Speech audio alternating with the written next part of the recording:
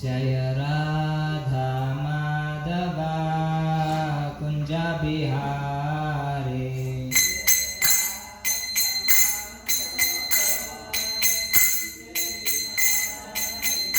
जय राधा माधवा कुंज बिहारी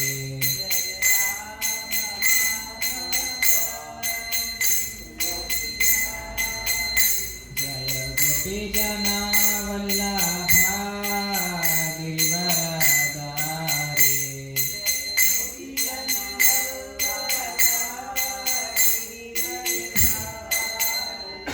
जय गोपी जना वल्लभा गिरिवरधारी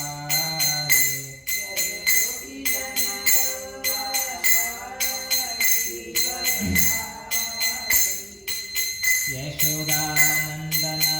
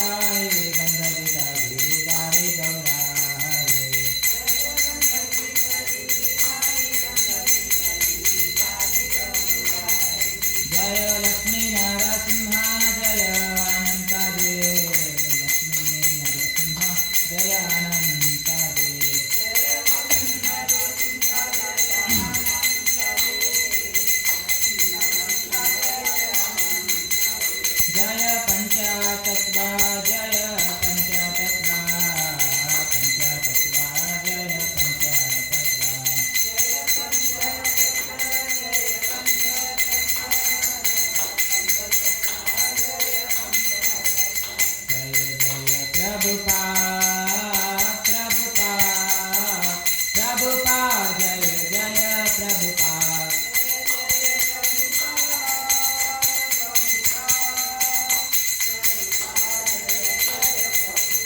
जय जय गुरुदेव गुरुदेव गुरुदेव जय जय गुरुदेव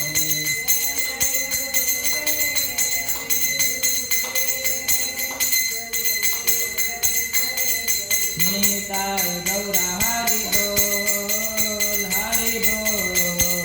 हरि बोल निताय गौरा हरि बोल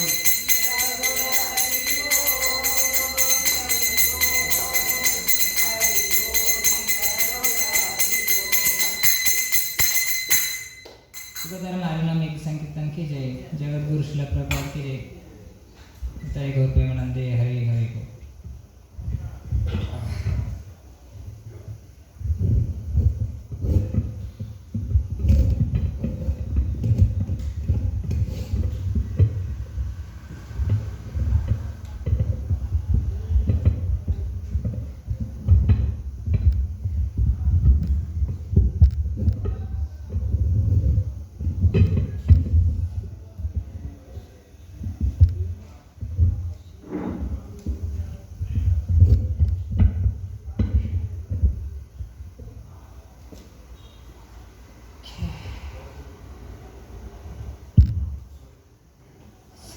हम आज पढ़ रहे हैं भगवद गीता अध्याय 2 श्लोक संख्या 15।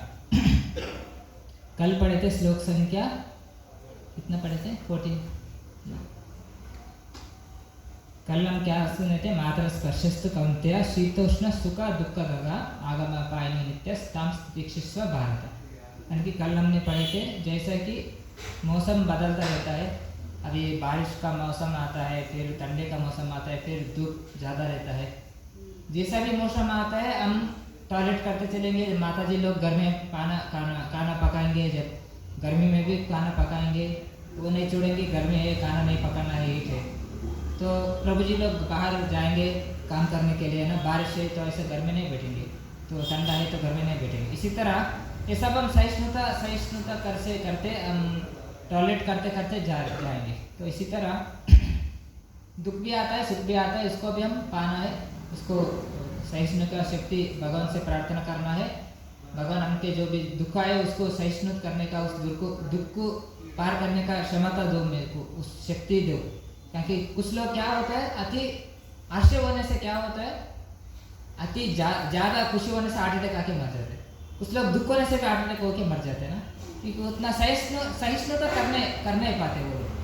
ऐसे कि हृदय तो उनका जो मनोधर्म का वीक है, मनस उतना स्ट्रांग नहीं है, तो क्या हो जाता है उनको जब भी कुछ शॉकिंग बात बोल देंगे ना, वो हाँ ऐसा हो जाएगा, हार्ट अटैक होके मर जाएंगे। ऐसा नहीं होना चाहिए। तो इसलिए हम भगवान इससे समझा रहे हैं, सुख दुख तो आता रहेगा, सब कुछ सहिष्णुता करना चाहिए, भगवान से प्रार्थना करना है। जब भक्ति में आगे बढ़ना है तो भगवान की कृपा से सब कुछ हम पार कर पाएंगे। ऐसे शास्त्र में क्या कहा जाता है, ये तो भव सागर है, इतना बड़ा भव सागर को भी हम भगवान की कृपा से पार कर जाएंगे। ये छोटी मोटी दुख तो क्या है ना। इसलिए हम इसका ऐसे ज्ञान लेते लेते भगवान के सब प्रति हम शास्त्रों के प्रति हम देखते अभी पांडवों को कितना दुख हुआ है ना, अभी भगवान से फिर भी भगवान को वो नहीं छोड़े पांडव लोग। कुछ लोग ऐसा भी होंगे, हाँ मैं भक्ति कर रहा हूँ मंदिर को भी जा रहा हूँ लेकिन मुझे कष्ट हो रहा है, तो भगवान मुझ पर कोई कृपा नहीं कर रहे है ना। ऐसा छोड़कर कुछ लोग भक्ति भी छोड़ देंगे ना, ऐसे लोग भी होते हैं। लेकिन जो कुछ भी हम ये समझना चाहिए, जो कि हमारे कर्म के अनुसार जो कुछ भी आ रहा है वो तो आएगा ही ना। तो कुछ नहीं, अगर आप समझ लो हमने कैसे हम खेती किए हैं तो किसके कैसे फल हमको प्राप्त होगा, वैसे हमको प्राप्त होगा हमारे कर्म के जरिए। उसी तरह हमें जो पाप कर्म पुण्य और पाप जो कुछ भी किए उसकी जरिए से पुण्य और पाप से जरिए से ही जो सुख दुख वो आता है हमको। तो सब हमारा ही प्रतिफल है, कर हम सब कुछ सहिष्णुता करना है, स्वीकारना है, और कोई रास्ता नहीं। उसके लिए कि उनको क्षमता क्या, हमको कैसे मैं इसको दृढ़ता से मैं पास कर जाऊँ। अगर बच्चे लोग आप स्कूल भेजेंगे, वो एग्जाम लिखना बहुत मुश्किल है, कठिन है, मैं स्कूल नहीं जाऊँगा करके बच्चे लोग बोलेंगे। आप स्कूल नहीं भेजेंगे, बच्चे लोगों को भेजेंगे ना, क्यों भेजेंगे? परीक्षा में पास होना है, उत्तीर्ण होना है, तभी उनको समझ आएगा कैसे हम कैसे पढ़ना चाहिए, कैसे हमें ज्ञान प्राप्त करना है, कैसे सबको शब्द पास करना है एग्जाम को। उसको तो मुश्किल होगा, लिखना मुश्किल होगा, पढ़ना मुश्किल होगा, टीचर बोलेंगे तब पढ़ मारेंगे टीचर। जब हमारे हम छोटे थे जब अभी लाठी लेके मारते थे टीचर, अभी पता नहीं अभी कितने लोगों को मारेंगे। मारेंगे तो बच्चे लोग क्या आएंगे, आके कंप्लेंट कर देंगे घर को ना। तो इस तरह वो सीखना है तो होता है। उसी तरह भगवान भी हमको हमारे सुख दुख होता है हमारे कर्मों की वजह से हो रहा है। इसी तरह हम सबको सीखना चाहिए, टॉयलेट करना चाहिए, भगवान से प्रार्थना करना चाहिए, भगवान मुझे इस परिस्थिति से पार कराओ, मुझे इस परिस्थिति को बाहर आने की क्षमता दो, इस परिस्थिति को कैसे मैं चालू करूँ, इस समस्या को कैसे मैं हल ढूंढ पाऊँ, चालू करूँ। आगे बढ़ने की सोचना है, ना कि हाँ ऐसा हो गया करके शोकाग्रस्त होकर बैठना है। अभी पहले अध्ययन में अर्जुन क्या किया, वही किया ना, भगवान उसको बताए, ज्ञान दिए, ज्ञान उसके बाद बताए। ये तो सुख दुख तो होता ही रहता है, भौतिक संसार में आए तो सुख दुख तो हो ही गए, है ना। मृत्यु संसार में आए तो सुख दुख होता ही है, तो इसको सबको सहिष्णुता करना पड़ेगा हमको, है ना। आगे आप समझ लो, आप बच्चों को स्कूल भेजेंगे, वो साल भर पढ़ाने के बाद एक दिन तो एग्ज़ाम मान को उनको जाना ही पड़ेगा, एग्ज़ाम पास करना ही पड़ेगा, नहीं तो क्या होगा, फिर से वही क्लास में बैठना होगा, है ना। इसी तरह हम भी यहाँ पर एग्ज़ाम जैसे आए तो भगवान हमको टेस्ट दिए है, जो धर्मशास्त्र है। अभी मैंने लास्ट टाइम क्लास में मेरे पर पता नहीं आपको कितना लोग हैं, धर्मशास्त्र वही है हमको एग्ज़ाम देने वाला। तो हम वो सब समझ कर हम इस मृत्यु से पार हो सकते हैं। इस दुखमय परिस्थिति से हम पार होकर शाश्वत आनंद, शाश्वत ज्ञान प्राप्त करके शाश्वत आनंद प्राप्त कर सकते हैं, वरना हम वास्तव में शाश्वत आनंद प्राप्त नहीं किए, इसी दुखमय परिस्थिति में है। तो इसीलिए भगवान बोल रहे सबको टॉयलेट करना पड़ेगा, तो संसार में है। अब शरीर तो शाश्वत काल तक तो नहीं रहेगा ना, है ना, एक दिन रहेगा। मतलब जितना दिन हमको कर्म के अनुसार मिला है, भगवान ने दिए है, उतना दिन तो हमको यहाँ पर रहना होगा। अभी समझ लो, अभी बाड़ा का घर में है, कोई बाड़ा ले लिए किसी के घर में, जितना दिन वो बाड़ा का घर में रहेंगे उतना दिन नहीं रह पाएंगे। हम क्लेम नहीं कर सकते मेरा घर है, मैं शाश्वत काल तक यहीं पर रहूँगा, ऐसा कोई बोल सकते हैं नहीं ना। संसार में सब कुछ माया के प्रभाव से हो रहा है। माया दुर्गा देवी इसका है, तो बोलेंगे हमारे कर्म के अनुसार कितने दिन हमको रहना है, कितने दिन तक हम इधर से इस भाड़ा के घर से खाली करना है, जब यानी कि शरीर से, भाड़ा के शरीर से खाली करना है। वो सब भगवान ने जो ऑलरेडी फिक्स किया हमारे कर्म की, जो हम जो किए हैं उसके अनुसार ही दे रहे हैं। इस तरह भगवान बोल रहे सब कुछ टॉलरेट करना चाहिए। अभी कुछ नहीं, जो हमारे दुख है अगर हमको दुख सही नहीं हो रहा है तो दुख को हमको क्या करना चाहिए, दुखमय परिस्थिति में हमको कुछ पता नहीं चल रहा तो भगवान की प्रार्थना करना है। श्रीमद् भागवत महापुराण वही सिखाता है, अर्जुन ने वही करे ना, कुंती ने प्रार्थना की है ना। इतना कष्ट हुआ कुंती, कोई किसी को इतना कष्ट हुआ पांडव को हुआ, जो कुंती वनवास गए, राजलोक थे, जैसे भी वो अन्याय से मोह से कैसे उनको वनवास बेचा गया। द्रौपदी की कितना मुश्किल, वो राजकुमारी थी द्रौपदी, है ना, राजकुमारी की ऐसा परिस्थिति आ गई। अगर किसी का अगर सामान्य कोई होता तो अपने आप हार्ट अटैक होकर अगर सुसाइड करके मर रहे, मेरे कैसे परिस्थिति हो गया करके, है ना। लेकिन द्रौपदी कितना सहिष्णुता करके भगवान को कृपा प्राप्त किए, है ना। हर समय में कितना भी परिस्थिति क्यों ना हो, भगवान को प्राप्त किए, भगवान को याद किए, इसलिए वो धर्म तप करते, इसलिए भगवान ने उनको अनुक्षण बचाए। अगर भगवान ने उनको नहीं बचाए, वो तो हर पल उनको प्लान कर रहे थे कैसे पांडवों को मारे, ये दुर्योधन लोग, है ना, हर पल उनको मार रहे थे। वो जो घर में जाके घर को बेचे थे, उसमें उनको बेच रहे थे, घर में बेचकर उनको घर को आग लगा दी, अपने वन में बेच दी, वो सब भीम को विष डाले मारने के लिए, है ना। सब कुछ किस लिए वजह से पांडव जिंदगी थे, पांडवों को किसने रक्षण देता था, भगवान ने। क्यों रक्षण देता था पांडवों को भगवान ने, क्योंकि वो धर्मज्ञ थे, यानी कि धर्म फॉलो करते थे। इसी तरह हम भी धर्म फॉलो करेंगे, भगवान भी हमको रक्षण देंगे। इसका तात्पर्य यही भगवान से समझा रहे। ये रामायण जो महाभारत है, ये सीख है हमारे लिए, भगवान दिया हुआ सीख है ना। क्या सीख है, हम हमारे धर्म की पथ पर हम चलेंगे, कैसे हम भगवान को कैसे हम भगवान हमको रक्षा करेंगे। अगर हम अधर्म के पथ पर अन्याय मोस ऐसा करते चलेंगे तो कैसे हम भगवान की रक्षा नहीं मिलेगा। वो जो काम कार्य करेंगे पाप कर्म वही हमको बंधन बनाएगा, वही हमको नरक भेजेगा। इस तरह सारी शास्त्रों में ज्ञान दिए हुए बहुत ही प्रामुख्य है, इम्पोर्टेंट है। हम इसको नेग्लेक्ट करेंगे हमका ही नुकसान होगा, भगवान का नहीं हमारे नुकसान होगा ना। भगवान किसके उद्धार लिए हमारे दे दिए, इसलिए हमको बहुत ही इम्पोर्टेंट है, बहुत ही प्रामुख्य है शास्त्रों को सुनना समझना, उसको जिंदगी में उतारना इस तरह। तो अभी श्लोक संख्या 14 को नहीं 15 को 15 आज का है। 14 में श्लोक बोले सहिष्णुता करो, अभी जो कुछ भी है जो हो रहा है चल रहा है, अभी सुख आए, अभी इतने साल दुख था, अभी सुख आएगा, आगे सुख दुख तो आते चलते रहेगा। ऐसा कि मौसम बदलता है वैसा ही काल, शाश्वत काल कुछ भी नहीं रहेगा। हम दुख में है तो हम हमेशा दुख में रहेंगे, हमारी जिंदगी पर वो दुखी में नहीं मरेंगे, ऐसा नहीं होगा। सुख है नेक्स्ट फिर से कुछ ही क्षण में सुख भी चले जाए, दुख भी चले जाएगा, सुख आएगा, है ना। ये हमको सोचना चाहिए। ठीक है, अभी श्लोक संख्या 15 अभी ये करेंगे, आप चाहे रिपीट कर सकते हो, एक एक शब्द ही बोलेंगे, ठीक है। यम ही ना व्यतायुक्तेन यथायुक्तेते पुरुषं पुरुषार्षभं सुख दुःखा सुखं सम, एक एक शब्द बोलेंगे, सम दुःखं सुखं धीरं सो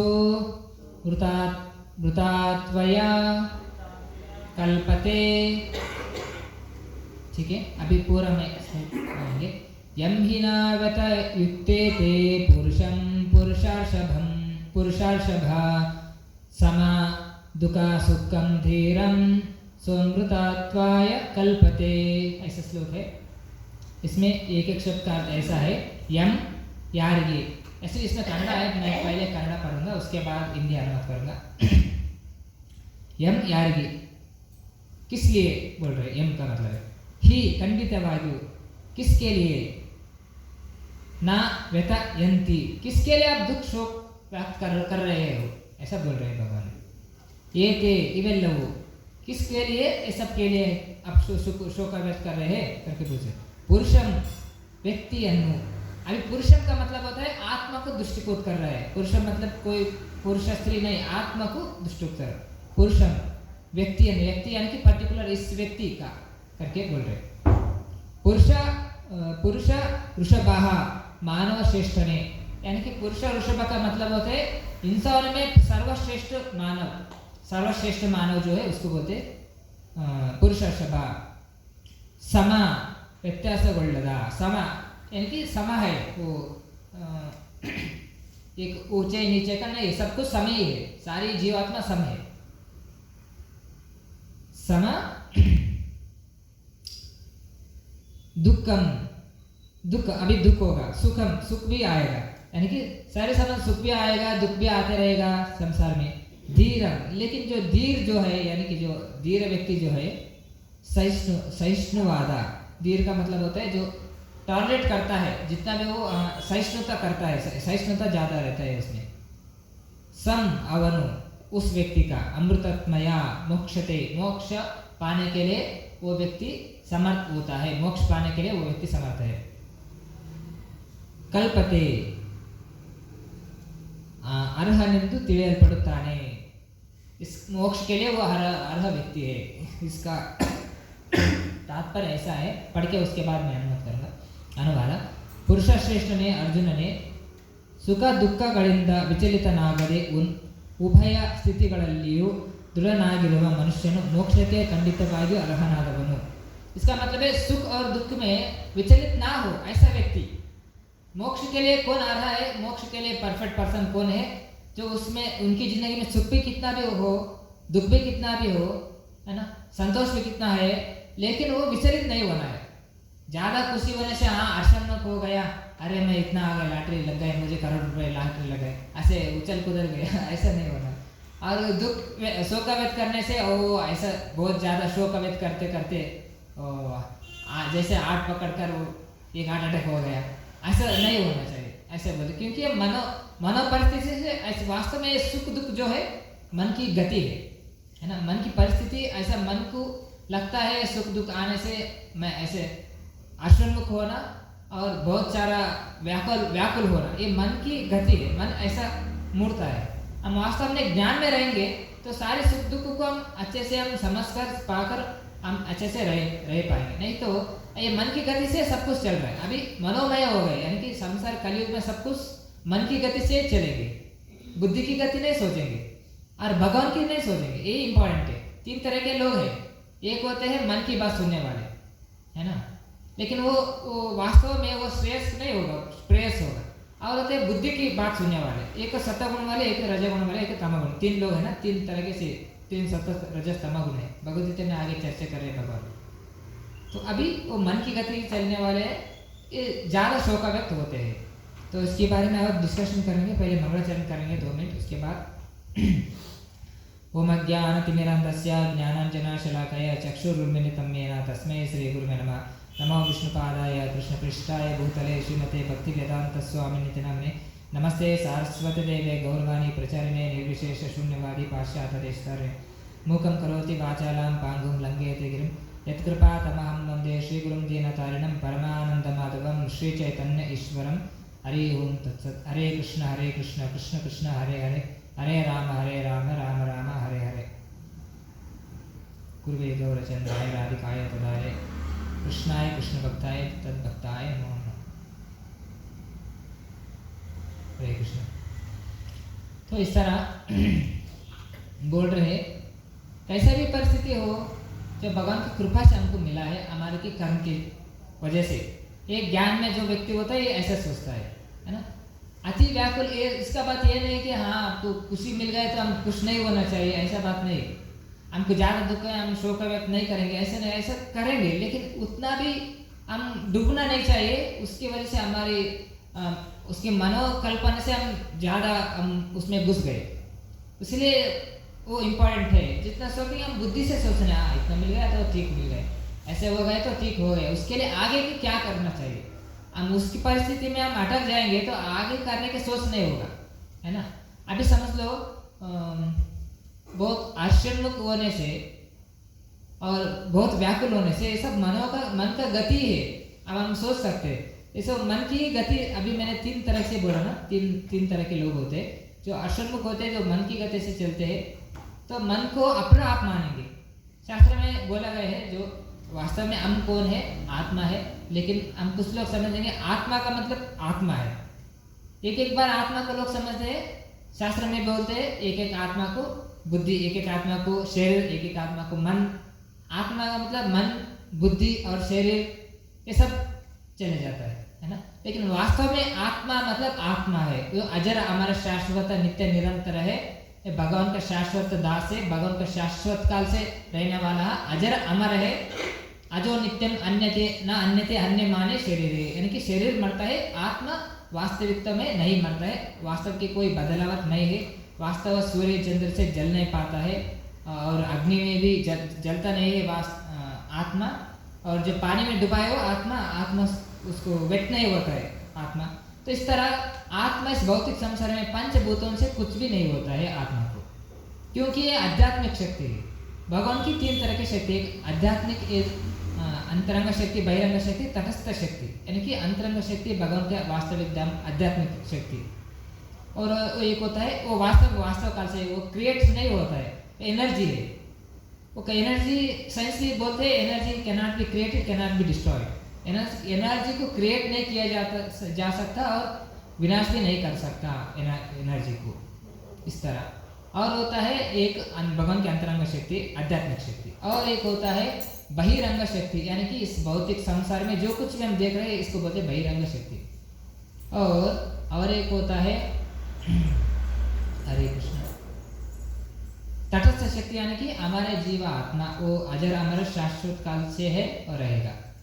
तो वास्तव में आत्मा की नेचर है आनंदमय, आनंद से डूबा रहता है। लेकिन इस भौतिक संसार में आ गया तो कवर्ड हो गया उसका कॉन्शियसनेस, उनकी बुद्धि शक्ति को माया ने कवर्ड कर लिया, इसलिए हम इस अज्ञान में फंस गए हैं। ठीक है, तो इसलिए भगवान बोल रहे हैं, इसलिए हम अगर उस आत्मा के स्तर पर स्थिर रहेंगे तब इस सुख दुख से हम विचलित नहीं हो जाएंगे। विचलित होकर हम ज़्यादा शोकावित नहीं होंगे। इस तरह अभी यहाँ पर प्रपात बोल रहे हैं, प्रपद में अभी यहाँ पर क्या बोला, सुख दुख विचलितनागोದು, यानी कि शोकावस्थ से विचलित होना है दृढ़ವಾಗಿರುವ ಮನುಷ್ಯನ ಮೋಕ್ಷಕ್ಕೆ ಅರ್ಹನು, यानी कि जो उस व्यक्ति को मोक्ष के लिए अर्ह है करके इस भगवान ने इस श्लोक में कहा जाए। भावार्थ में प्रपद बोलेंगे, पहले कन्नड़ पढ़ूंगा। किसी को कन्नड़ आता है इधर, किसी को कन्नड़ बरता, यारिಗೂ ಬರಲ್ಲ? ओके, तेलुगु, हिंदी ಎಲ್ಲರೂ हाल Hindi okay. So actually today's आज कन्नड़ा क्लास है, तो एक्चुअली मैं कन्नड़ा बुक ही पढ़ रहा हूँ, इसलिए तो पहले कन्नड़ा पढ़ूंगा, उसके बाद मैं ट्रांसलेशन करूँगा। ओके, हरे कृष्ण। ಸೊ ಭಾವಾರ್ಥ, ಆಧ್ಯಾತ್ಮಿಕ ಸಾಕ್ಷಾತ್ಕಾರದ ಮೇಲಿನ ಹಂತವನ್ನು ಮುಟ್ಟಲು ದೃಢ ಸಂಕಲ್ಪ ಮಾಡಿದ ಸುಖ ದುಃಖಗಳ ಆಕ್ರಮಣವನ್ನು ಸಮಚಿತ್ತದಿಂದ ಸಹಿಸಬಲ್ಲವನು ಮುಕ್ತಿಗೆ ಅರ್ಹನಾದವನು. ವರ್ಣಾಶ್ರಮ ಧರ್ಮದಲ್ಲಿ 4ನೇ ಆಶ್ರಮವಾದ ಸನ್ಯಾಸವು कष्टकरवादದ್ದು। इधर इस 2 पॉइंट हम पहले चर्चा करेंगे। अभी प्रपात बोल रहे यहाँ पर ಆಧ್ಯಾತ್ಮಿಕ ಸಾಕ್ಷಾತ್ಕಾರದ ಮೇಲೆ ಹಂತವನ್ನು ಮುಟ್ಟಲು ದೃಢ ಸಂಕಲ್ಪ ಮಾಡಿದ ವ್ಯಕ್ತಿ ಅಂದರೆ ಸುಖ ದುಃಖಗಳ ಆಕ್ರಮಣವನ್ನು ಸಮಚಿತ್ತವಾಗಿ ಸಹಿಸಬಲ್ಲವನು ಮುಕ್ತಿಗೆ ಅರ್ಹನಾದವನು। आध्यात्मिक यानी कि जो आध्यात्मिक जो है, आध्यात्मिक समझते हैं ना सब लोग, आध्यात्मिक समझेंगे ना। एक होता है भौतिक, एक होता है आध्यात्मिक, ठीक है। जो आध्यात्मिक चीज़ है, आपको कोई आइडिया थोड़ा आप बता सकते हैं आध्यात्मिक का मतलब क्या है? कोई बताएंगे? भौतिक का मतलब क्या है, आध्यात्मिक का मतलब क्या है? हाँ, धार्मिक विधि। सो आध्यात्मिक मतलब वो चीज़ है, वो कभी बदलता नहीं है, उसका कभी विनाश नहीं होता है, शाश्वत काल तक रहेगा। अभी आध्यात्मिक नेचर है उसको बोलते हैं आध्यात्मिक ज्ञान। अभी ज्ञान में भी 2 तरह के, एक होते हैं भौतिक ज्ञान, एक होता है आध्यात्मिक ज्ञान। एक होते हैं भौतिक प्रपंच, अभी हम देख रहे हैं समस्त प्रपंच ब्रह्मांड है, उसको बोलते हैं भौतिक प्रपंच। और एक होता है आध्यात्मिक प्रपंच, जो भगवान का शाश्वत धाम है ना, भगवान के जो वास्तविक धाम है, यानी कि वो कभी बदलता नहीं। इधर ये सब कुछ इधर बदलता है, यहाँ का सब कुछ काल के प्रभाव में है ना, यहाँ कुछ काल के प्रभाव में, यानी कि past future and present tense, ये सब कुछ काल के प्रभाव से चल रहा है। एक दिन क्रिएशन हुआ, एक दिन कुछ दिन तक रहेगा, उसके दिन सब कुछ समाप्त हो जाएगा। शाश्वत के यहाँ पर कुछ भी चीज़ नहीं, शाश्वत कोई यहाँ पर है कुछ भी नहीं, सब कुछ काल के प्रभाव से गति से घटता एक दिन नश्वर हो जाएगा। लेकिन आध्यात्मिक चीज़ वो है, कभी विनाश ही नहीं होता है, कभी सृष्टि भी नहीं होता है, सभी विनाश भी नहीं होता है, उसको बोलते हैं आध्यात्मिक। इसी तरह आध्यात्मिक ज्ञान मतलब भगवान दिए हुए आध्यात्मिक ज्ञान, आध्यात्मिक तत्व। और आध्यात्मिक भगवान का धाम, शाश्वत धाम, आध्यात्मिक भगवान का धाम, उसके आध्यात्मिक ज्ञान इस भौतिक संसार के भी आता है उसमें। और हमारी जो चीज़ है आत्मा, वो भी आध्यात्मिक का ही पराशक्ति है ना। ये सब आध्यात्मिक यानी कि शाश्वत तत्व, हम इसको समझना है अच्छे से। आध्यात्मिक यानी कि भगवत तत्व यानी कि फिलोसॉफी, ठीक है, उसकी सार समझाने वाले, स्टडी की सार, philosophy, essence of philosophy science, उसको बोलते हैं तत्व जिज्ञासा है ना। उपनिषदों में बोलता है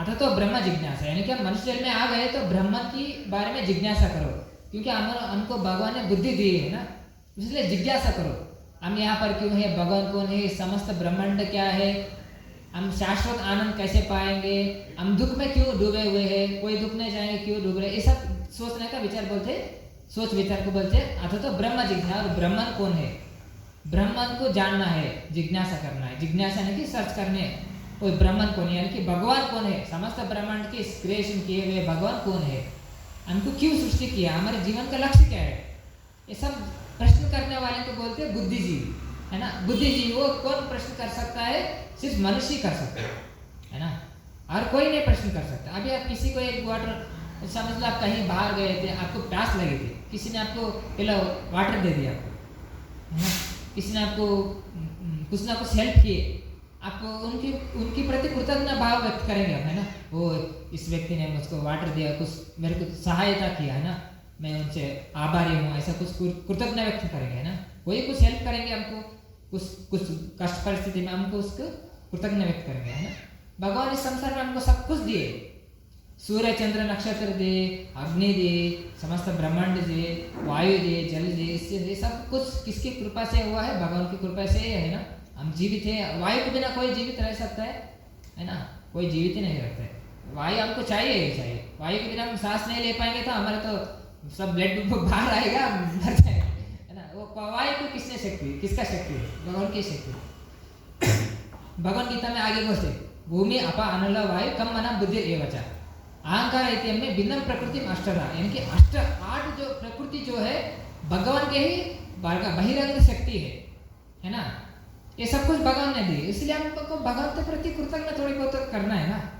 किसी ने हमको कुछ वाटर भी दिया, हम कृतज्ञता व्यक्त करेंगे, लेकिन भगवान ने समस्त ब्रह्मांड दिए, हमको अच्छे से रहने के लिए सब कुछ दिए, है ना, फैसिलिटी सब कुछ दिए, बुद्धि भी दिए, है ना, बहुत सारे दिए भगवान ने। भगवान की कृपा के बिना हम जीवित ही नहीं रह सकते। भागवत पुराण में तो आता है, जब छोटा बच्चा रहता है वो माँ की गर्भ में उल्टा लटके रहता है, ऐसे इस परिस्थिति में रहता है वो, उसको तभी भगवान से प्रार्थना करता है। भागवतम कहता है तभी भगवान से प्रार्थना करता है, वो छोटा सा बच्चा माँ के घर में, वो मैं इस कष्ट परिस्थिति में हूँ, भगवान मुझको बचा लो, अगर मैं बाहर आऊँगा मैं आपको भक्ति करूँगा। तभी वो आप प्रॉमिस किए होंगे। जब छोटे बच्चे हैं भगवान जब माँ की कोख में होंगे, इस कष्ट परिस्थिति में होंगे, तभी हम भगवान से प्रॉमिस लिए, मैं बाहर आऊँगा तो भक्ति करूँगा तुम्हारी, है ना। लेकिन हम बाहर आते आते सब कुछ भूल जाएंगे, शास्त्र कहता है, क्योंकि भगवान की कृपा बिना ऐसा हम जीवित भी नहीं रह सकते, है ना। भगवान की कृपा है इसलिए हम जीवित है, भगवान की कृपा बिना कुछ भी नहीं होता है। लोग कहते हैं ना, बोलते भगवान की कृपा बिना एक पत्ता भी नहीं हिलता, सुने होंगे, क्यों नहीं हिलता? क्योंकि भगवान की कृपा है इसलिए। कुछ लोग ये भी बोल सकते हैं, अरे तो ऐसा बोलेंगे तो मैं पाप किया, तो किसी का हत्या किया, भगवान की वजह से मैं कि ना, मैं तो कुछ नहीं किया, उनकी परमिशन बिना मैं क्या कर सकता हूँ ना, लेकिन डिजायर तो मैंने किया ना। एक होता है डिजायर, है कि इच्छा आकांक्षा करना, वो हमारे हाथ में, या बुरे है या अच्छा है, वो तो हमारे लिए थोड़ा बहुत स्वतंत्र हमको दिए भगवान ने। और एक होता है भगवान सैंक्शन करने वाले, हम इच्छा करते हैं, डिजायर करते हैं, भगवान सैंक्शन करते हैं, उसको भगवान की जो प्रकृति नेचर है एक्सिक्यूट करती है, हमको उस कार्य को करने के लिए फैसिलिटीज देती है, भगवान की जो नेचर है। इस तरह डिजायर हम करेंगे, अच्छा हो बुरा हो, जैसे कि हमारा छोटा बच्चा है, जिद करेगा आइसक्रीम खाने के लिए या फिर कुछ पीने के लिए, स्वीट खाने के लिए, लेकिन सर्दी है, उसको कुछ बुखार है, तो ये चीज़ नहीं खाना चाहिए। लेकिन पिताजी बोलेंगे नहीं खाना बेटा, नहीं खाना, लेकिन वो जिद करेगा, क्या करेंगे, ठीक है खा लो, एक बार खा लो पता चलेगा। इसी तरह लोग भी संसार में ऐसे जिद करेंगे, भगवान बोलेंगे ठीक है सैंक्शन चलो, तभी प्रकृति नेचर एक्सिक्यूट करेंगे, उसको कार्य को वो करेगा, फिर वो भुग देगा। जैसे कोई छोटा बच्चा आइसक्रीम खा के भुगतेगा, फिर उसको बकर आएगा। इसी तरह हम भी भगवान से जिद करेंगे, तो क्योंकि हमको जो भगवान ने स्वतंत्र दिए है, हम स्ट्रिक्टली हम बांध के रखेंगे तो उसको फ्रीडम नहीं, तो हमने रोबोट में क्या अंतर रहेगा? रोबोट से हमें कोई अंतर नहीं रहेगा ना।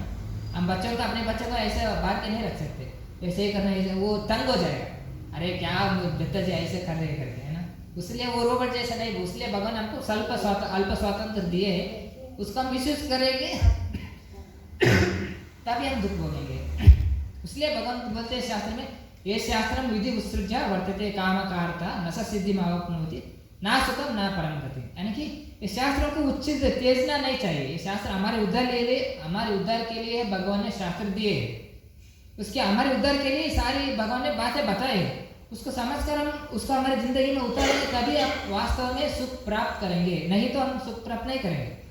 ये इंपॉर्टेंट है। ना सुखम यानी कि सुख में भी नहीं मिलेगा, शास्त्र हम फॉलो नहीं करेंगे, ना परम गति भी हमको गोल ऑफ डेस्टिनेशन भी नहीं मिलेगा, ये भगवान बोलेंगे। इसीलिए बहुत ही आवश्यक है हमको शास्त्र पढ़कर सुनकर हमारे जिंदगी में उतारना। तो इसलिए जो मोक्ष के लिए अर्ह व्यक्ति वो होता है, तो सम दुख रहेगा, सुख दुख में भी समान रहेगा, उस तरह व्यक्ति मोक्ष के लिए अर्ह होता है करके भगवान बोल रहे हैं। इस तरह तुम भी जो कुछ भी आ रहा है हो रहा है, तुम धर्म युद्ध के लिए कर रहे हो, तुम शोका व्याकुल होकर तुम ऐसे बैठ गए, ये तो धर्म युद्ध है, तो करना ही पड़ेगा आपको, ऐसा चुप नहीं बैठ सकते ना।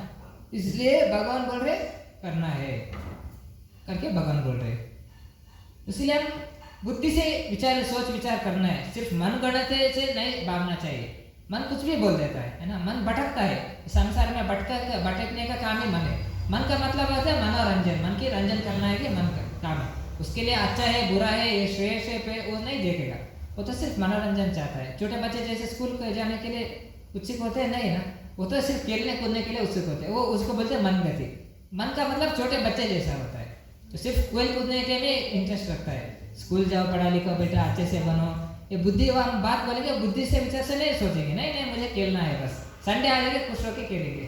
इस तरह मन भी है, सिर्फ टेम्पररी हैप्पीनेस चाहता है, आगे की फ्यूचर नहीं देखेगा वो। इसलिए बुद्धि के विचार से सोचेंगे वो फ्यूचर देखेगा, है ना। इसीलिए बहुत ही आवश्यक इंपॉर्टेंट है हम बुद्धि के जरिए सोचकर हमारे मन और बुद्धि को शार्प इंटेलिजेंस बनाना है शास्त्र के जरिए से, वो ये बहुत ही आवश्यक है, नहीं तो हम भटक सकते हैं। हरे कृष्ण। इसलिए प्रपद यहाँ पर बता रहे आध्यात्मिक साक्षात्कार अंतवन्न मुट्टलु, यानी कि हम आध्यात्मिक साक्षात्कार को जानना चाहेंगे, आध्यात्मिक तत्व को जानना है, तो भगवान तत्व को जानना है तो हमको क्या करना चाहिए, शास्त्र पढ़ना चाहिए, आध्यात्मिक विषयों को समझना चाहिए। यानी कि आध्यात्मिक विषय का मतलब होता है भगवान की ज्ञान, एक होता है तत्व, जीव का तत्व, ईश्वर तत्व, गुरु तत्व, है ना। जीव तत्व, जीव का मतलब जीव कौन है, हम कैसा है, हमारी वास्तविकता क्या है, जीव किस आकार है, किस साइज है, ये सब जानना है, उसको बोलते हैं जीव तत्व। और होते ईश्वर तत्व यानी कि भगवान का तत्व जानना, और होते गुरु का तत्व जानना। ये सब इंपॉर्टेंट है, ये सब तत्व विज्ञान यानी philosophical conclusion with scientific basis, ये सभी रहता है शास्त्र में। उसके जरिए हम जानेंगे तभी हम अच्छे से वास्तविकता को समझेंगे, तब हमको क्या करना चाहिए क्या नहीं करना चाहिए, जो हमारे लिए अच्छा है जो हमारे लिए अच्छा नहीं है, जिसको हम बंधन में बंधे हुए हैं, क्या अज्ञान है और क्या ज्ञान है, कैसे हम अज्ञान से ज्ञान की तरफ जाना है ना। वो मंत्र आप सुने होंगे, तमसोमा ज्योतिर्गमय, है ना, मृत्युमा अमृतम गमय, बहुत ही फेमस मंत्र है उपनिषद का।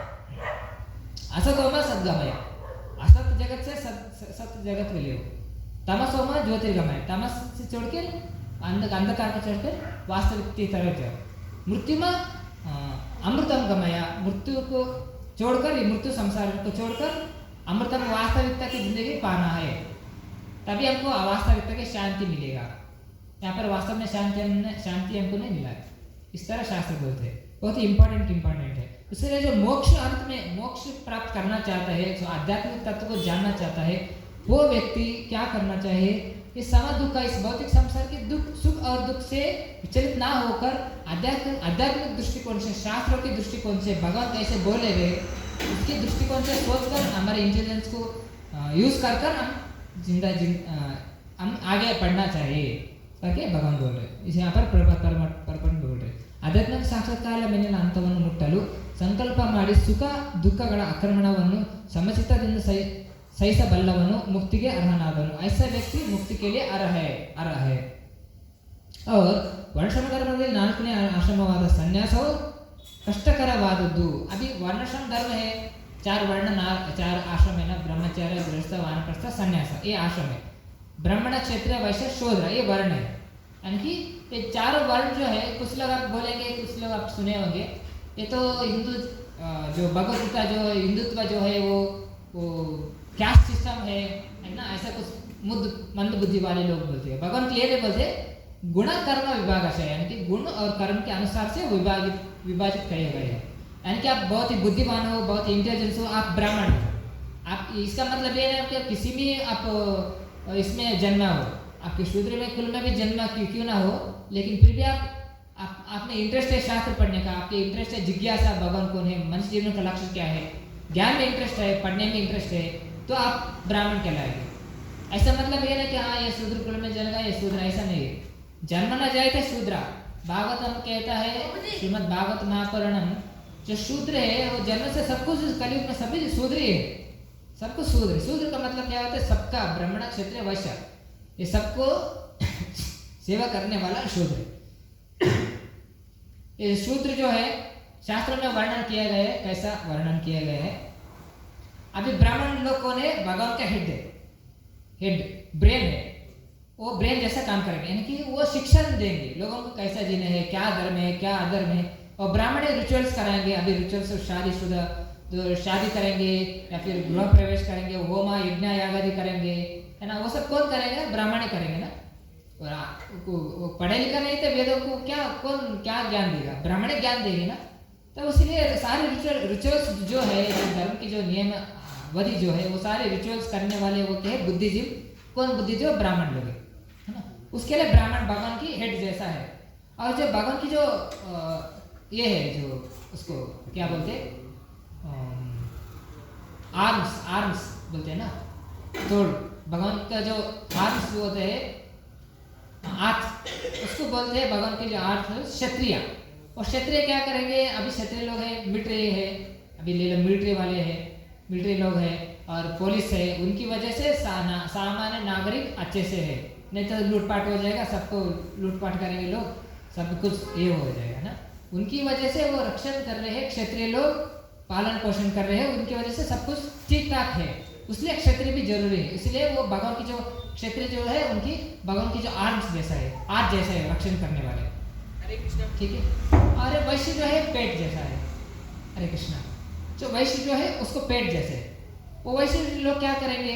वैश्य लोग करेंगे दाना उगाएंगे, एग्रीकल्चरल करेंगे, वो सबको हमको खाने के लिए करेंगे। सब लोग इंजीनियर डॉक्टर बन जाए, सभी लोग अब जा रहे, अब तो ले लो, सब लोग ब्राह्मण और क्षत्रिय वैसे उनकी वर्णाश्रम भी रिकॉग्नाइज नहीं करे, सब लोग बड़े के इंजीनियर बनो, डॉक्टर बनो, सभी लोग इंजीनियर डॉक्टर, कोई कहना नहीं शूद्र वैश्य लोग नहीं रहेगा। वो कृषि गोरक्षा वाणिज्य वैश्य कर्म स्वभाव वो नहीं होगा। तो वैश्य का कर्म क्या है? कृषि करना, गो रक्षा करना, वाणिज्य यानी कि व्यवहार करना, वाणिज्य कृषि गो रक्षा वाणिज्य वैश्य कर्म का स्वाभाविक कर्म है। वो नहीं करेंगे तो हमको खाने के लिए क्या मिलेगा? वैश्य काम करने, खेती काटी करेंगे, एग्रीकल्चर करेंगे, तभी तो हमको खाने मिलेगा ना, दाना मिलेगा ना, नहीं तो क्या मिलेगा आपको? कुछ नहीं मिलेगा। वो भी जरूरत है ना, वो पेट जैसा है ना। और जो शूद्र जो है भगवान के पैर जैसा है, लेग्स। हम वॉकिंग करने के लिए लेग भी जरूरी है ना, इसका मतलब है ना, ठीक है मुझे एडी इंपॉर्टेंट है, मुझे सिर्फ पैर इंपॉर्टेंट, लेग की जरूरत नहीं है, ऐसा बोलेंगे क्या? नहीं, सब कुछ इंपॉर्टेंट है, इसलिए सब कुछ इंपॉर्टेंट है। ब्राह्मण भी चाहिए, शूद्र भी चाहिए, वैश्य भी चाहिए। और शूद्र क्या करेगा? सबके लिए वर्क करेगा। अभी शूद्र है, अभी ले लो रोड बन रहा है, तो रोड के लिए कौन काम करेगा? शूद्र नहीं तो कौन करेगा? सभी इंजीनियर डॉक्टर बन जाएगा, तो रोड का काम कौन करेगा? है ना, वही इंपॉर्टेंट है शूद्र। अभी बिल्डिंग बनना है तो वैसे शूद्र तो चाहिए ना, कूली कार्मिक करने वाले। अगर वही लोग वो लोग नहीं रहेंगे तो क्लीननेस कौन करेगा? सिटी में अभी इतना गंदा हो जाएगा, समझ लो, अभी वो सब क्लीन कौन करेगा? सभी ब्राह्मण हो गए, समझो, सभी ब्राह्मण बुद्धि जो सब शिक्षण देने वाले हो गए, सभी क्षत्रिय लोग हैं, प्रोटेक्शन करने वाले, क्लीन करने वाले कोई तो चाहिए ना। उस तीनों ब्राह्मण क्षत्रिय वैश्य तीनों को सेवा देने वाले बोलते हैं शूद्र, है ना। समाज में क्लीननेस करते हैं, एक्चुअली वो सबसे ज्यादा वही क्लीननेस मेंटेन करने वाले, वो सभी क्लीन कर रहे हैं, है ना, इसलिए सबका सेवा कर रहे हैं, इसलिए शूद्र वो भी इंपॉर्टेंट है। इसका मतलब ये नहीं किसी हाँ ये क्या सिस्टम है, ऐसा है ऐसा है, ऐसे मंदबुद्धि लोग ऐसा बोलते हैं, उसको कुछ समझ में नहीं आता, उनकी बुद्धि जितना गति होता है उतना ही बोलेंगे ना वो लोग, समझने की तो उतना भी अकल नहीं है उनको, मुझको समझने नहीं आ रहे, अच्छे लोगों से पूछताछ करना है क्या इसका सच है, वो नहीं अपने आप डिसाइड करने की हाँ ये तो क्या सिस्टम है, ये तो भगवत गीता में ये बोला है, ये शूद्र के लिए ये बोला है, ऐसे बोला है, ऐसा नहीं है।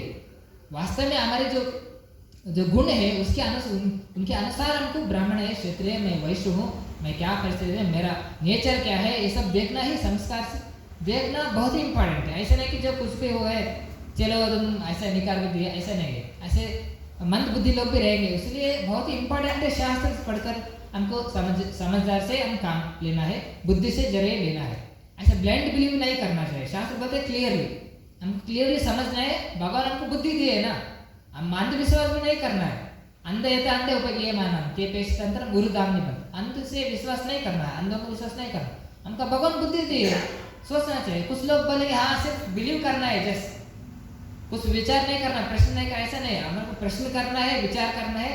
सारे शास्त्र में प्रश्न उत्तर ही है, भागवतम में प्रश्न उत्तर है, भगवद गीता में प्रश्न उत्तर है, एक उपनिषद है पूरा केन उपनिषद, 8 उपनिषद में 108 उपनिषद में, उसमें पूर्ण प्रश्न उत्तर है। अभी अर्जुन प्रश्न पूछेगा, अभी भगवान उत्तर देंगे, भागवत में पूरा प्रश्न उत्तर है। सुखदेव गोस्वामी कितना 18,000 वर्सेस, तो जो भाई सुखदेव गोस्वामी उत्तर देंगे, परीक्षित महाराज प्रश्न पूछ रहे हैं, शौनकादि ऋषि को प्रश्न पूछ रहे है ना, वो सब प्रश्न उत्तर ही है हमारे जीवन का। सब कुछ हम भी क्या कर रहे हैं अभी मनुष्य जन्म में, प्रश्न उत्तर कर रहे हैं। कहाँ पर जाएंगे, क्या पढ़ेंगे, प्रश्न आ गया, ये इंजीनियर करूँगा, उत्तर मिल गया। हाँ, मैं पास हो गया, फेल हो गया, पास होने के बाद मैं क्या करूँगा, शायद मैं कहाँ पर काम करूँगा, कितना सैलरी आएगा, क्यों काम करना है, ऑफिस में जाएंगे पढ़े लिखे के बाद वो भी कौन सा काम करना है, क्या डेवलपमेंट करना है, क्या सॉफ्टवेयर करना है, क्या कोडिंग लिखना है, सॉफ्टवेयर, सभी प्रश्न उत्तर ही जिंदगी में। लेकिन हम कैसे प्रश्न उत्तर कर रहे हैं, हमारे आत्मा उद्धार की प्रश्न उत्तर नहीं कर रहे, आत्मा जिज्ञासा की प्रश्न उत्तर नहीं कर रहे। मनुष्य जन्म में आकर केवल भौतिक इच्छा में, भौतिक शरीर में जो टेम्पररी, जो संसार की जो टेम्पररी विषय है, टेम्पररी सॉल्वेशन प्रॉब्लम का है, उसी का प्रश्न उत्तर कर रहे हैं। मनुष्य जन्म में आ गए, इंपॉर्टेंस हमारे मनुष्य जन्म को नहीं समझे, लेकिन सिर्फ टेम्पररी विषयों के बारे में ही प्रश्न उत्तर हम कर रहे हैं। शास्त्र कहते हैं आत्मा उद्धार के प्रश्न उत्तर करना है, केवल उदर भरने के लिए नहीं। अभी हम जो कुछ भी शिक्षण ले रहे हैं उसको बोलते हैं उदर भरने। उदर का मतलब है पेट भरण के लिए लेने हुआ ज्ञान। और होता है एक आत्मा उद्धार विद्या, यानी कि हम आत्मा है उसको कैसे हम उद्धार करें, उसको इस जन्म मृत्यु चक्कर cycle of birth and death से कैसे हम पार करें, हो जाए, कैसे वास्तविक आनंद प्राप्त करें, इसको बोलते हैं असली ज्ञानवान। ये इंपॉर्टेंट है। सब लोग जा रहे हैं, हाँ मुझे आनंद प्राप्ति कर लिए, आनंद प्राप्ति करने के लिए सब कुछ दौड़ रहे हैं ना, सब कुछ काम कर रहे हैं, सब कुछ करे किस लिए, आनंद प्राप्ति के लिए, happiness, only for happiness. But how to get that happiness we don't know, this is the main problem. some way or other if you get that happiness, that is also flicker happiness, temporary happiness, that's also very flickery अल्वा। इसलिए आपके बहुत important है शास्त्र पढ़ना, क्योंकि perfect person, who is the perfect person, only God. We have 4 defaults, only perfect person is only God. इसलिए भगवान को क्या बोला गया है, अभी भगवान जो शास्त्रों में बोलते हैं ना, कृष्णम वंदे जगत गुरु, है ना, बोलते हैं ना कृष्णम वंदे जगत गुरु। किस लिए बोलते हैं, क्योंकि सारी जगत का विधाता वही है, सारे जगत का शिक्षण रक्षण पालन पोषण करने वाला वही है ना, सब कुछ कृष्ण है। धृति सब कुछ वही भगवान ही सब कुछ देने वाला है, पोषण करने वाला है, सब कुछ पालन करने वाला है, ज्ञानदाता भी है, सब कुछ वही है, विधाता ज्ञानदाता सब कुछ वही है, गोल ऑफ लाइफ भी वही है, गति भर्ता प्रभु साक्षी निवास स्थानम सुरदम बीजम अव्ययम, भगवद गीता कहता है सब कुछ देने वाला वही है। इसलिए हमको बहुत ही आवश्यक है शास्त्र पढ़कर हमारे जिंदगी में शास्त्र के अनुसार जीना, ना कि हमारे मनोगति के अनुसार। मनोगति के अनुसार नहीं जीना चाहिए, हमारे मन को और बुद्धि को शार्प करना है। शास्त्र पढ़कर उनके अनुसार जिएंगे तभी हमारा मनुष्य को लक्ष्य को हम पाएंगे सही, तभी हमारे वास्तविक संतोष प्राप्ति कैसे करना है, आनंद प्राप्ति कैसे करना है, तभी हम समझ पाएंगे। नहीं तो हम वास्तव में हम आनंद प्राप्ति नहीं पाएंगे, वास्तव में सुख शांति नेಮ್ಮದಿ नहीं पाएंगे। इसलिए तो अभी प्रपात आगे यहाँ पर बोल रहे हैं, ವರ್ಣಾಶ್ರಮದಲ್ಲಿ ನಾಲ್ಕನೇ ಆಶ್ರಮದ ಸನ್ಯಾಸವು ಕಷ್ಟಕರವಾದುದು, ಆದರೆ ತನ್ನ ಬದುಕನ್ನು ಪರಿಪೂರ್ಣ ಮಾಡಲು ಬಯಸುವವನು ನಿಶ್ಚಯವಾಗಿ ಎಷ್ಟೇ ಕಷ್ಟಗಳಿದ್ದರೂ ಸನ್ಯಾಸಾಶ್ರಮವನ್ನು ಸ್ವೀಕರಿಸುವವನು ಸಾಮಾನ್ಯವಾಗಿ ಕಷ್ಟಗಳು ಉದ್ಭವವಾಗುವುದು. ಸಾಂಸಾರಿಕ ಬಾಂಧವ್ಯಗಳನ್ನು ಕಡಿದುಕೊಂಡು ಹೆಂಡತಿ ಮಕ್ಕಳ ಸಂಬಂಧವನ್ನು ತ್ಯಜಿಸಬೇಕಾಗುವುದರಿಂದ. ಆದರೆ ಯಾರೇ ಆದರೂ ಇಂತಹ ಕಷ್ಟಗಳನ್ನು ಸಹಿಸಿಕೊಳ್ಳಲು ಸಮರ್ಥರಾದರೆ ನಿಶ್ಚಯವಾಗಿಯೂ ಅವನ आध्यात्मिक साक्षात्कार मार्गವು परिपूर्णवागुವುದು। यहाँ पर प्रपात समझा रहे हैं, अभी तो संसार में जो 4 आश्रम मैंने अभी समझे, ब्रह्मचर्य गृहस्थ वानप्रस्थ संन्यास। जो सन्यासी जो आश्रम जो होता है उसका मतलब है, सन्यास का मतलब है रिनाउंसिएशन, यानी कि संसार से मुक्ति पाना, है ना, उसको पता सन्यास आश्रम, यानी कि इस संसार को त्याग कर, जैसे कि उनको पता चलेगा संसार तो इसमें वास्तव में संतुष्ट नहीं, आनंद यहाँ पर वास्तव में नहीं मिलने वाला है, लेकिन वास्तव आनंद हमको कैसे मिलेगा, भगवान की कृपा से, तभी हमको वास्तव का आनंद हम प्राप्त कर पाएंगे। इसी तरह वो जानकर फाइनली वो क्या करता है, संन्यास में सब कुछ त्याग करके भगवान की भक्ति में जाता है। यानी कि इसका मतलब ये नहीं कि सब लोग सन्यासी बनना है। अकॉर्डिंग टू स्क्रिप्चर्स, यानी कि वेदों के अनुसार, शास्त्रों के अनुसार क्या है, एक व्यक्ति को 100 years लाइफ स्पैन है, समझ लो, है ना, 100 साल है, अभी कोई 100 साल में नहीं दिख रहा है, समझ आगे।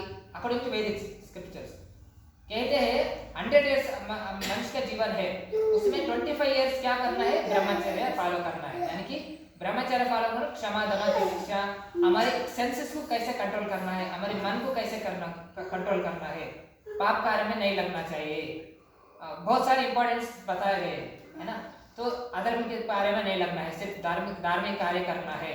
इस तरह हमारे माइंड को, हमारे सेंसेस को कंट्रोल करने के लिए, गुरु की सेवा करने के लिए ये वन पॉइंट फोकस लेना है, पढ़ाई, उसको बोलते ब्रह्मचर्य, ठीक है, उसको बोलते हैं ब्रह्मचर्य। ब्रह्मचर्य का मतलब होता है only focus on study, not something else, not something else उधर इधर देखा। अभी तो स्कूल कॉलेज में तो ऐसा वरिष्ठ हो गया, इसलिए आश्रम में पहले पढ़ाई किए जाते थे, बॉयज के लिए अलग आश्रम, लड़कियों के लिए अलग। एक्चुअली गुरुकुल में एक्चुअली जाते थे पढ़ाई के लिए, इम्पोर्टेंट जो बॉयज होंगे उधर ओनली बॉयज रहते थे, लड़की लड़कियों से कोई कनेक्शन नहीं, कोई बातचीत नहीं, कुछ भी नहीं, सिर्फ ओनली फोकसिंग ऑन स्टडी हो रही, ऐसा स्टडी होता था। तब उनकी जो स्टडी में उनकी जो फोकस थे, बहुत फोकस था, और स्टडी में बहुत बहुत इंटेलिजेंस होते थे। अभी इसका समझ में कितना वरिष्ठ हो गया, अभी सब कुछ तो अभी तो बहुत सारे वरिष्ठ हो गए। अभी बाहर भी हम देखेंगे ऐसे जो हॉस्टल भी बन गए, उधर सभी लोग मिलजुल कर रहे हैं। अभी को लिविंग आ गया, आपको पता होगा को लिविंग का मतलब सब लोग सभी एक ही में लिविंग हो जाएंगे, जैसे कि एग्रीमेंट ले लिया, एक ही रूम में सब लोग, ऐसा स्त्री और ऐसा बहुत डेंजरस है। ये तो वर्ण संकर हो जाएगा, ये धर्म को अधर्म का कार्यकलाप का प्रेरित हो जाएगा। इसका ना कोई माइंड का कंट्रोल, ना कोई सेंसेस का कंट्रोल, ये सब ऐसा हो रहा है कलयुग में। इसीलिए बहुत इंपॉर्टेंट है ब्रह्मचर्य का मतलब है full one pointed focus in only study, गुरु को सेवा करना, स्टडी करना। और स्त्रियों के लिए क्या था, घर में ही उनको शिक्षण देते थे, संस्कार देते थे। बॉयज लोग को गुरुकुल में संस्कार देते थे, लड़कियों को घर में संस्कार देते थे, बाद में सिखाते थे कैसे उनको चेस्टिटी कैसे फॉलो करना है, उनको कैसे वो आगे जाए तो मुड़ कर जाना है, मतलब किसी को कैसे हम बड़ों को रिस्पेक्ट देना है, बहुत सारे इंपॉर्टेंट बताए गए हैं। इस तरह बहुत सारे इंपॉर्टेंट शिक्षण देते थे। अभी तो क्या हो गया, अभी लड़कियों को भी सिगरेट पोकते हुए दिखेंगे बाहर, 3-4 जन, अभी बहुत सारे मैंने देखा है। इसको बोलते हैं वर्ण संकरा पीपल, वर्ण संकरा चिल्ड्रंस, यानी कि उसका कोई संस्कार नहीं, उसका कोई ये नहीं है कि बड़ों को कैसे रेस्पेक्ट करना है, कैसे जीना है, कुछ नहीं, उनको ओनली एंजॉयमेंट, मनोरंजन पे टुका, यानी कि मन की गति से चलेंगे वो लोग, लेकिन कहाँ पर पहुंचेंगे पता नहीं, वो किस नरक में पहुंचेंगे पता नहीं, उनकी गति से चलेंगे। ऐसा इतना वर्ष हो गया कि ड्रेसिंग सेंस भी नहीं है, कैसे ड्रेस पहनना चाहिए, है ना, दृष्टि से होता है हमारे। अभी आप कैसे ड्रेस पहने हो, उसकी ड्रेसिंग सेंस से हमारे मन एक्टिवेट होता है। मैं कि आप अच्छे से नीट से ड्रेसिंग पहना हो, आपको लगता है ऐसा आप बहुत रिस्पेक्टफुल पर्सन है ना। अभी हम किसी पागल को देखेंगे ऐसे टूटे हुए कपड़ा पहना था, टूटे हुए पैंट पहना था, या फिर ऐसा कुछ बाल उसका बिखरते होंगे, ये तो पागल है, समझेंगे।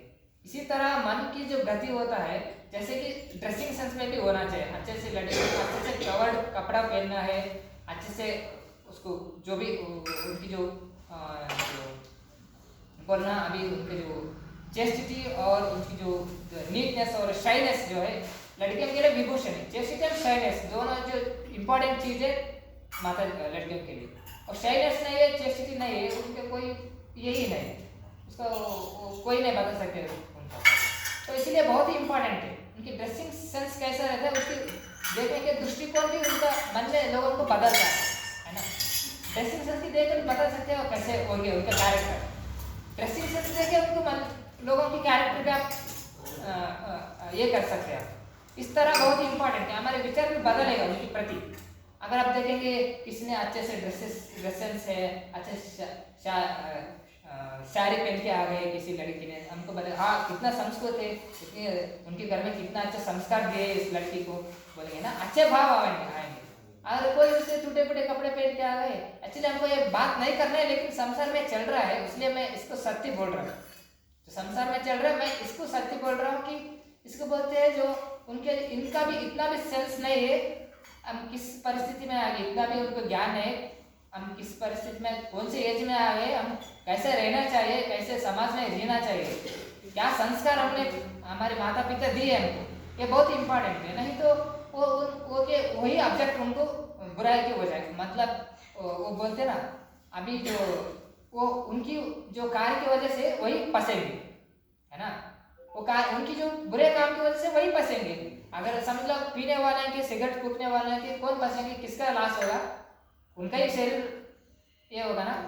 अगर तो हमारे मति भटक गई तो किसका नुकसान होगा, हमारे ही नुकसान होगा। इसी तरह शास्त्र में तो कहता है हम अच्छे से कपड़ा, पूरे से कपड़ा नहीं पहनेंगे, अच्छे से हमको कवर नहीं करेंगे, हम छोटे मोटे कपड़ा बिना कपड़े के जल चलते रहेंगे। जो मणिकुमार नल कुमार का स्टोरी आता है भागवत महापुराण में, वो आता है तो वो कपड़े नहीं पहनेंगे, वो अगले जन्म में हो गए पेड़ पौधे होंगे, यानी कि ट्री बन जाएंगे अगले जन्म लास्ट में। अभी दामोदर मंथ से कार्तिक अब जानते हैं, भगवान श्री कृष्ण उकल बंधन का लीला चला, है ना। भगवान कृष्ण ने उकल बंधन का लीला चला, 2 यमराज ट्री को उद्धार किए भगवान ने, उसका ही स्टोरी में नारद महर्षि उनको श्राप दे देते, आपको कपड़ा की सेंस नहीं है। वो आते तो वो नदी में स्नान करते रहेंगे नंगे होते, जो लोग कुबेर के पुत्र, जो कुबेर जो करोड़पति है, उनके पुत्र 2 लोग, नल कुंवर मणिग्रीव। और नारद महर्षि आते हैं, सब लोग जाके कपड़ा पहनेंगे, लेकिन वो कपड़े नहीं, तो स्त्री लोग जाके, सब लोग जाके कपड़ा पहनेंगे, वो 2 पुरुष लोग वैसे ही नंगे रहेंगे। वो नारद महर्षि श्राप दे देते, आपको मनुष्य होकर देवता लोग के आकर आपको सेंस नहीं, कुछ भी आप कैसे वर्तन करना चाहिए, कैसे आपको रहना चाहिए, आप बिना पकड़े के पेड़ पौधे जैसे खड़े हो, उसलिए आप पेड़ पौधे बन जाए नेक्स्ट लाइफ में करके नारद महर्षि श्राप देते थे। इसलिए वो जो अच्छे से कपड़ा नहीं पहनेंगे वो नेक्स्ट लाइफ में क्या होंगे, पेड़ पौधे हजारों साल तक वैसे ही खड़े रहेंगे। इस तरह वो फिर क्षमा मांगेंगे, तब भगवान कृष्ण आएंगे, आपको उद्धार करेंगे करके नारद महर्षि बोलेंगे, तभी आके नल कुंवर और मणिग्रीव दोनों भगवान ने उद्धार करेंगे। उसका स्टोरी है, वही स्टोर कार्तिक मास में हो, अभी नेक्स्ट मंथ हुआ कार्तिक मास, वही नल कुंवर मणिग्रीव दोनों ऋषि को भगवान ने उद्धार करते हैं, उसलिए वो लीला है उसका कार्तिक मंथ का। इसलिए कार्तिक मंथ में अभी हो गया कार्तिक मंथ, इस मंथ में भगवान को दिए जलाना है। इस तरह वर्णाश्रम धर्म में अभी बोल रहा था मैंने 25 ईयर्स, अभी हमको 100 ईयर्स है, 25 ईयर्स क्या करना है, ब्रह्मचर्य फॉलो करना है, और 25 ईयर्स क्या करना है, ब्रह्मचर्य गृहस्थ, यानी कि फैमिली, शादीशुदा अच्छे से शादी करने, शास्त्रों के अनुसार, जो वैदिक साधन के अनुसार, रिचुअल्स के अनुसार शादी करना है, उनके जो बच्चों को अच्छे से पालना पोसना है, जो सब कुछ जो गृहस्थ लाइफ में जो 25 ईयर्स जो कुछ भी हमको करना चाहिए हमारे कार्य वो सब करना है।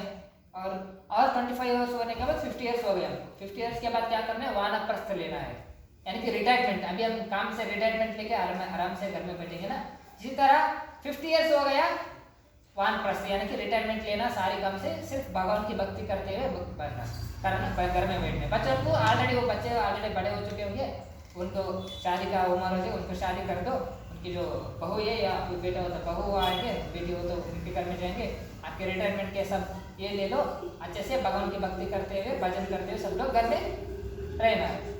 फाइनली क्या होता है, संन्यास लेना है।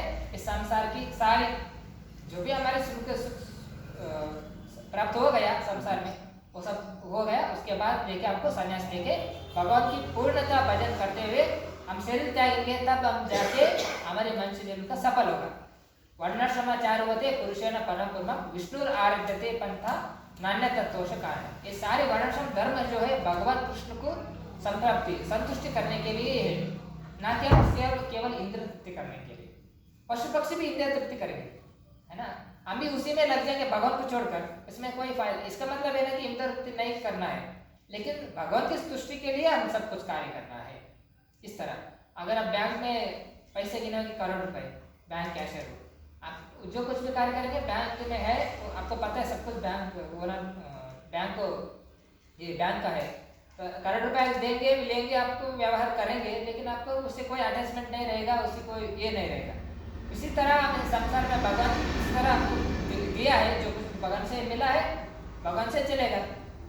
इस तरह हम जो कुछ भी मेरा उसका क्या धर्म है, क्या करना है, वो हम समझकर वो करते हुए हम finally after 25 years, after 75 years के हो गया होने के बाद, यानी 25 ईयर्स ब्रह्मचर्य, 25 ईयर्स गृहस्थ, आफ्टर 25 ईयर्स वानप्रस्थ, आफ्टर 25 ईयर्स संन्यास लेके इस संसार से विधि मुक्ति पाकर, ऐसे भी हम जाएंगे ही संसार छोड़ के, है ना, तो जाने से पहले आप क्या करना है, गोल ऑफ लाइफ इनटू भगवान की प्राप्ति करना है, भगवान की याद करना है, तभी हम असली शांति हम पाएंगे, असली जिंदगी हम गोल ऑफ लाइफ मनुष्य को सफल पाएंगे, नहीं तो हम नहीं पाएंगे। इससे नहीं तो हम इसी संसार में पड़े रहेंगे, इसी संसार में वैदिक का शास्त्रों में कहा गया है। इस तरह वर्णाश्रम का सिस्टम है, इस तरह हमको जीना चाहिए भगवान सृष्टि के लिए, यह वेद में कहा है। इसलिए ವರ್ಣಾಶ್ರಮ ಧರ್ಮ, ವರ್ಣಾಶ್ರಮದ ಸನ್ಯಾಸ ಕಷ್ಟವಾದ, ಆದರೆ ತನ್ನ ಬದುಕನ್ನು ಸಂಪೂರ್ಣ ಮಾಡಲು ಬಯಸುವವನು ನಿಶ್ಚಯವಾಗಿ ಎಷ್ಟೇ ಕಷ್ಟಗಳಿದ್ದರೂ कितना भी कठिनाई क्यों ना हो, लेकिन हमको क्या करना, ಸರ್ವಶ್ರಮವನ್ನು ಸ್ವಾಕರಿಸುವನು ಸಾಮಾನ್ಯವಾಗಿ ಕಷ್ಟಗಳು ಉದ್ಭವವಾಗುವವು ಸಾಂಸಾರಿಕ ಬಾಂಧವ್ಯಗಳನ್ನು ಕಳೆದುಕೊಂಡು ಹೆಂಡತಿ ಮಕ್ಕಳ ಸಂಬಂಧವನ್ನು ತೀರಿಸಬೇಕಾಗುವುದರಿಂದ। लेकिन कष्ट हमको क्यों होता है, जो हम संसार की लोगों से, इस संसार की जो अटैचमेंट है लोगों से डिटैचमेंट होने के लिए कष्ट होता है। अगर हमको अटैचमेंट ज़्यादा होगा हमको कष्ट होगा। अगर समझ लो हमको इस संसार में ज़्यादा अटैचमेंट है, संसार के लोगों में अटैचमेंट ज़्यादा है, शरीर के बारे में अटैचमेंट ज़्यादा है, तो हमको शरीर छोड़ने से बहुत कठिनाई होगा, बहुत मुश्किल होता है शरीर छोड़ने। अगर इसके संसार के किसी का अटैचमेंट उतना नहीं है, सिर्फ भगवान के प्रति अटैचमेंट है, भगवान की प्रतिभा में आप लीन है, तो शरीर छोड़ने के लिए आपको दुखी नहीं होगा। वास्तव में शास्त्र कहता है शरीर छोड़ने से कितना दर्द होता है, कितना बिच्छू यानी कि जो स्कॉर्पियन होता है वो 10,000 स्कॉर्पियन बाइट करता है एक ही साथ हमारे शरीर को, कितना दर्द होता है। एक स्कॉर्पियन बिच्छू काटेगा तो कितना दर्द होगा ना, जलेगा, लेकिन वो 10,000 एक ही बार काट ले, हजार एक ही बार काट लेंगे शरीर को, कितना दर्द होगा, उतना दर्द होता है शरीर छोड़ने के समय पे। इसीलिए तभी होता है जब हम अटैचमेंट ज़्यादा होता है इधर इस शरीर पे अटैचमेंट, इस संसार पे अटैचमेंट, मेरा घर है, ये मेरा पैसा है, वास्तव में हमको पता है कुछ भी नहीं लेके जाएंगे, सिर्फ हम अकेले जाएंगे, लेकिन फिर भी अटैचमेंट हमको मोह माया ने पकड़ लिए। यही ज्ञान है, इस ज्ञान प्राप्त कर इस अटैचमेंट से छुटकारा पाकर वास्तविकता को समझकर, वास्तविकता को स्वीकार कर भगवान की भक्ति करना ही मानव जीवन का अंतिम उद्देश्य को समझकर, जीवन के लक्ष्य को समझकर पाना ही इम्पोर्टेंट है। इस तरह तब हमको जितना दर्द नहीं होगा उतना समस्या भी नहीं होगा। चलो हम भगवान की याद करेंगे तभी तो हम, जैसे इतना ईजी हो जाएगा शरीर छोड़ना, जैसे कि इस कपड़े को निकाल कर वासम से जीरण नहीं यथा विहाय बोलते भगवदगीता में, जैसे कपड़ा निकल के और एक कपड़ा लेते हैं, इसी तरह हम शरीर को छोड़ के और एक शरीर ले लेंगे, वास्तव में हम आत्मा, तब उसमें कोई हमको इतना दुख दर्द नहीं होएगा। इसलिए बहुत ही इंपॉर्टेंट है, सिर्फ भक्ति ही इंपॉर्टेंट है। भक्ति है कि हमको सारी दुखों से, सारे कर्म बंधन से, सारी पापों से मुक्ति पाएंगे सिर्फ भक्ति से। भक्ति की वजह से हम पाएंगे, भक्ति की वजह से हम बचाव हो जाएंगे, नहीं तो इसका भी बचाव हमको यहाँ पर तो बचाव इम्पॉसिबल है। समझ लीजिए बहुत सागर है, सागर को तैर कर पार करेंगे हम, इम्पॉसिबल है ना, लेकिन हम कैसे पार करेंगे, भक्ति की वजह, शक्ति की वजह से। हमारी शक्ति की वजह से इस भव सागर को पार नहीं कर पाएंगे तैर कर, कितना भी मैं एक्सपर्ट क्यों ना हो स्विमर, लेकिन इस भव सागर में तैर कर मैं समुद्र को पार कर जाऊंगा, मैं कितना भी एक्सपर्ट स्विमर क्यों ना हो, इस समुद्र को नहीं पार कर सकते, केवल भगवान की कृपा से हम पार कर सकते हैं। तो भगवान की कृपा से इतना बड़ा समुद्र कितना हो जाएगा, काउ फुटप्रिंट है ना, इतना ही हो जाएगा, आराम से उसको क्रॉस कर सकते हैं। इसलिए भक्ति एक ही मार्ग है, इसलिए शास्त्र बोलता है भक्ति होगी एक ही करना है, ये इम्पोर्टेंट है।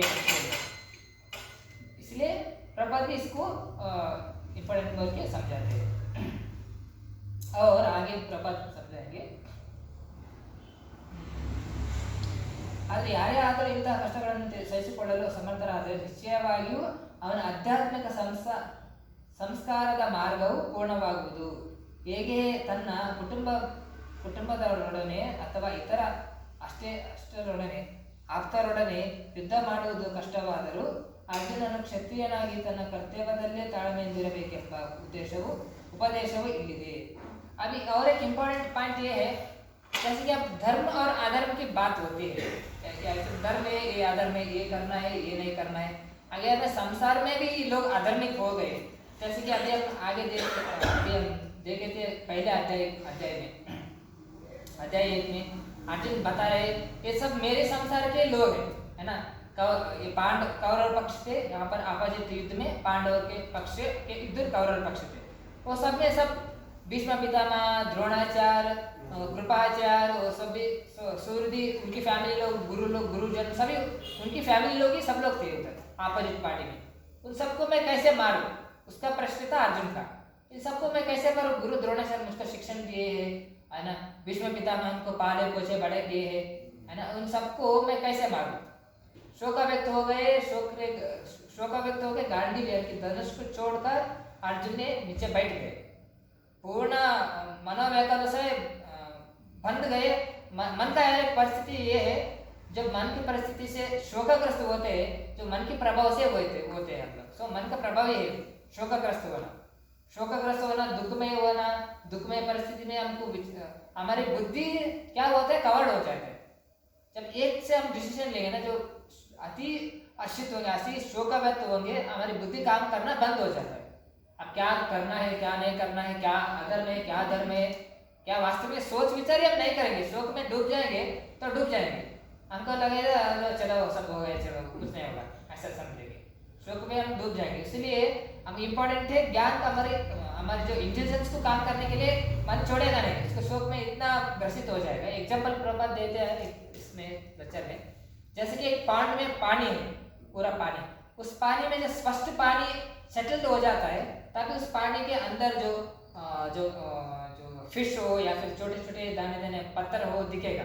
अगर उस पानी में एक पत्थर मार दो, विचलित हो जाएगा पानी, है ना। पानी जब ऐसा हो जाएगा, विचलित हो जाएगा, तब उसमें क्या चीज़ है हमको दिखाई नहीं देगा ठीक से, कुछ देर हमको वेट करना पड़ेगा। फिर उसके बाद जब पानी कम्प्लीटली सेटल अप हो जाता है, तब हमको उसके अंदर क्या चीज़ है करके दिखाई देगा। इसी तरह हमारे मन भी है, मन जब विचलित हो जाता है, शोकाग्रस्त हो जाता है, या फिर क्या करना है समझ में नहीं आता है, जब हम इतना शोकग्रस्त हो जाएंगे, हम बुद्धि के जरिए सोच ही नहीं सकते, सोच नहीं पाएंगे क्या गलत है, क्या सही है, ये मैं कर रहा हूँ, ये सही है, ये गलत है, क्यों ऐसा हो रहा है, इसके कारण क्या है। नहीं, जो शोक व्यक्त करने के लिए सही है कि नहीं, भगवान आगे बोलते आप जिसके लिए शोक व्यक्त कर रहे हो वो तो अरे ही नहीं है, हर व्यक्ति ही नहीं शोक करने के लिए, है ना। अभी सब लोग और एक एग्जांपल देंगे।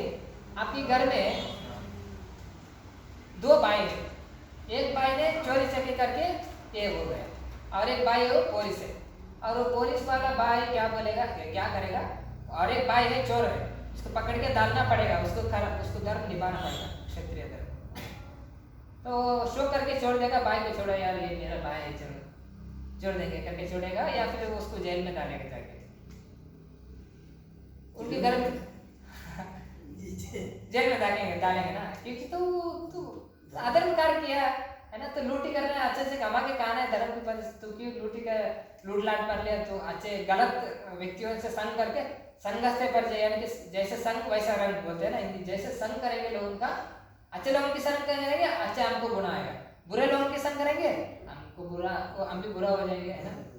अब बुरा किया भी ना हो, अगर हम बुरे लोगों के संग हो जाए, वो बोलेगा ये तो उसके साथ था, ये भी ऐसे ही करता होगा ना।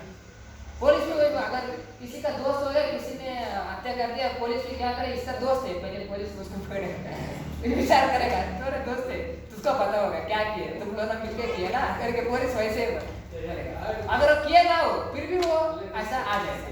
इसीलिए इम्पोर्टेंट यही है, तो धर्म की पथ में है, जो व्यक्ति धर्म की पथ में है, जो धर्म फॉलो करना चाहिए, जिस तरह उसके जो पुलिस बॉय जो ब्रदर है उसकी धर्म है, धर्म की रक्षा करना है ना। इसलिए उस भाई को पकड़ के जेल में डालना है, उसको अच्छे ज्ञान देना है, देखो ये कर रहे हो, ये गलत है, ऐसा नहीं करना चाहिए, आइंदा ऐसा मत करो, क्या मुझको आपको दंडित करना पड़ेगा, ये अच्छी बात नहीं है, उसको शिक्षण देना चाहिए, उसको बुद्धि बोलना चाहिए, ना कि ये छोड़ो ये मेरा भाई है ना, ऐसा नहीं करना चाहिए, और उसको उकसाएंगे। और धृतराष्ट्र, अभी देखेंगे धृतराष्ट्र राजा जो है, वो कभी एक बात में नहीं, उनकी पुत्र को मोह में इतना व्याकुल हो गया था, दुर्योधन ने कितना पाप अन्याय आक्रमण कार्य किया, कितना अधर्म कार्य किया, पाप कर्म किया, पांडवों के प्रति अन्याय किया, एक बात भी नहीं बोला।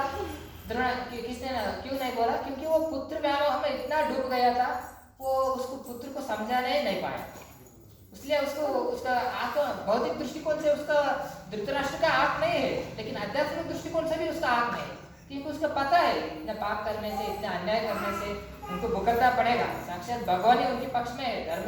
धर्म रक्षति रक्षिता, जो धर्म की रक्षा करेंगे उनके प्रति भगवान की कृपा रहेगा, वो भगवान उनको रक्षण करेंगे, है ना। वो बहुत ही इंपॉर्टेंट है, अभी भी है। इसका मतलब है ना अभी छोड़े यार, वो तो त्रेता युग का, सत्य द्वापर युग का था, वो श्री रामचंद्र त्रेता युग में आए, अभी कलयुग में, अभी कल के अवतार में भगवान कितने हजार साल बाद आएंगे। अभी तो सब कलयुग में सब कली का राज है, सब अधर्म का राज है। चलो ऐसे ही सब लोग ऐसे, हम भी ऐसे चलेंगे, नहीं होगा। सब लोग नरक में जाएंगे इसका मतलब नहीं हम भी नरक में जाएंगे, है ना।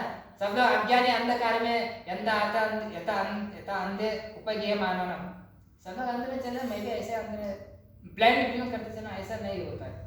इसका मतलब हमारी मूर्खता, वो मूर्ख व्यक्ति की फॉलो करेंगे, हम भी मूर्ख व्यक्ति जैसा ही हम भी हो जाएंगे। इसलिए इंपॉर्टेंट है जो हमको समझाना चाहिए, जो भी व्यक्ति होता है उसको समझाना चाहिए, शिक्षण देना चाहिए।